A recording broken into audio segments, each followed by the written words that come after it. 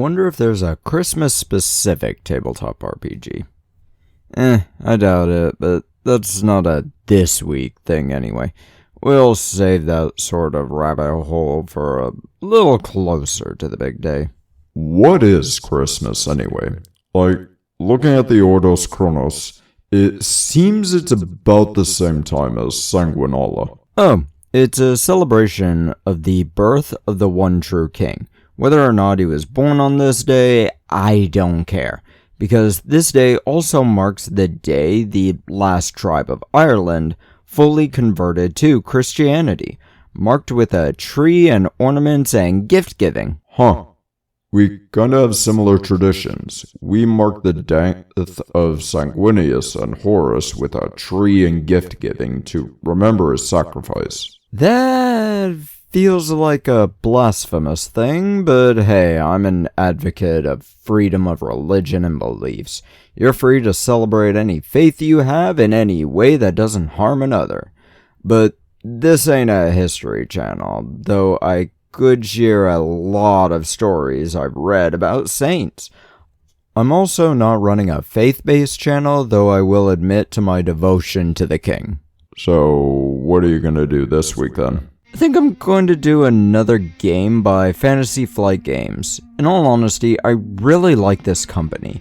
I've had a few issues with all of their games, but most of the stuff I've enjoyed a lot. And this game I'm talking about is Grimm. It's a TTRPG where you play as a kid, sucked into a storybook story. Now, this game has a lot of information before we even start on the character creation. Why? Because this is an American company that sells across the world. They actually have a full paragraph before even listing the steps, actually explaining how school grades work in the greatest country on Earth. I'm suspicious that this may be the reason Games Workshop didn't renew their contract with this company for their TTRPGs. Too American, I guess. But let's get into how this game works, and to figure that out, let's make a character. There's 5 steps to this: physical features, archetypes, traits and talents, personal details, and character details. The last 2 steps we'll skip because they're not mechanics based. Step 1 is figuring out the physical features of your character. This seems to primarily be a cosmetics thing to help you figure out your stats and such.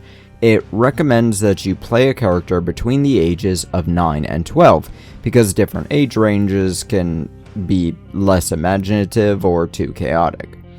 This section is about 2 or 3 paragraphs of 3 specific things.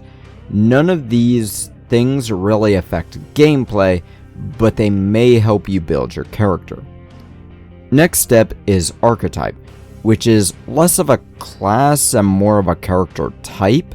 There are 7 traits, and each gives a certain number of starting traits, abilities, and such.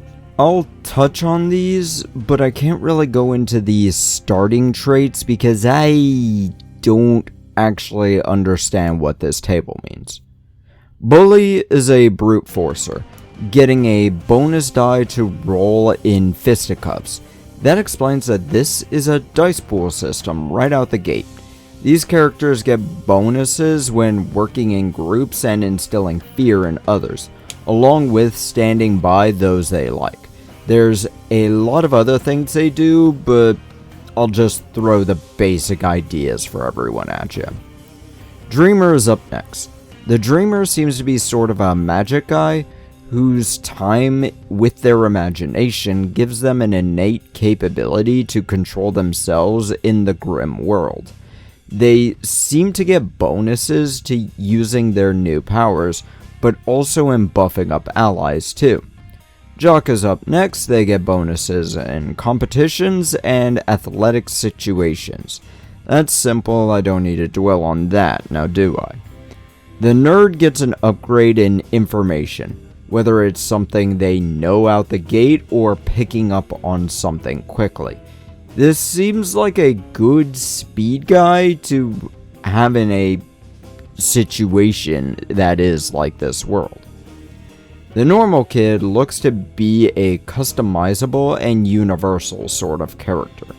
They get extra talents and traits as they level up, or grade up, I guess, graduate, I don't know, and can build themselves in more unique ways, even having an ability that implies they're the middle child, basically. The outcast seems to be your rogue equivalent. They use dirty tactics and lies in order to get ahead and get what they want or need. But these also lead to them being sort of shy around people and not knowing who they can trust because they can't even trust themselves.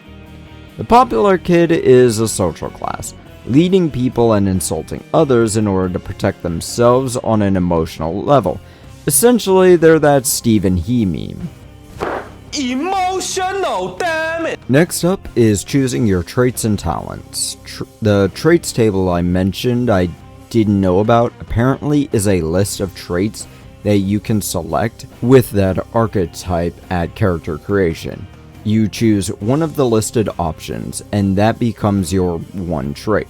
You can then spend credits, which you start with 8 of them, on traits.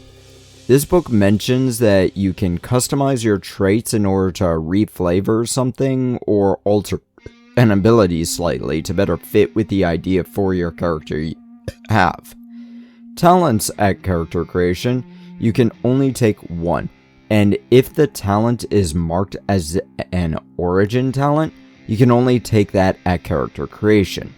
These things are more universal. Some talents do have requirements, whether it's a level or another talent or a trait. Now we'll skip the next 2 steps because that's more of a roleplay aspect of this game. But then we get to character advancement. Each level or grade is given to players when they complete a short story arc, essentially when you complete a series of quests for a larger thing to happen. When they level up, several things happen. First, they take 1 extra hit before they get KO'd. I don't know what they start with, that was probably mentioned in the archetype somewhere. Second, they get 8 more credits to spend on more talents. Apparently there's a limit to how high of a quote grade you can get in any of the talents. No more than 3 grades higher than your character grade. Third, every even level you gain an archetype talent of your choice, while on odd levels you gain a general talent. Apparently, you're also expected to have made some friends with NPCs you've come across, but why would Rapunzel and Rumpelstiltskin want anything to do with you, a 10-year-old? Now, there's definitely a lot more, but there's a good bit of flipping around in the book already. Apparently, traits are actually your ability scores, maybe? And they come in 3 categories. Let's do a quick run through these. Core traits are cool, imagination, luck, muscle, and pluck. Playground traits are hide, seek, scamper, scrap, and throw.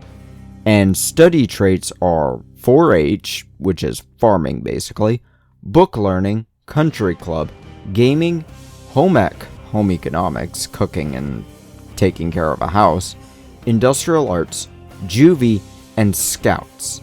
These all actually explain how to read the chart earlier. Okay, makes a lot more sense now, and the grade on your traits is how many dice you can roll. So, what's the score of this game? It's honestly fine. I don't have many positives, but not a lot of negatives either. I guess a 78% is a reasonable score, though the fact that everything in the book was rated as a 5 to 7 should mean I should put this at more of a 60%, but that's a complaint on how somehow 5 out of 10 is considered bad when it should be the average. whatever, rating systems don't make a whole lot of sense, and I explained mine, so shove off.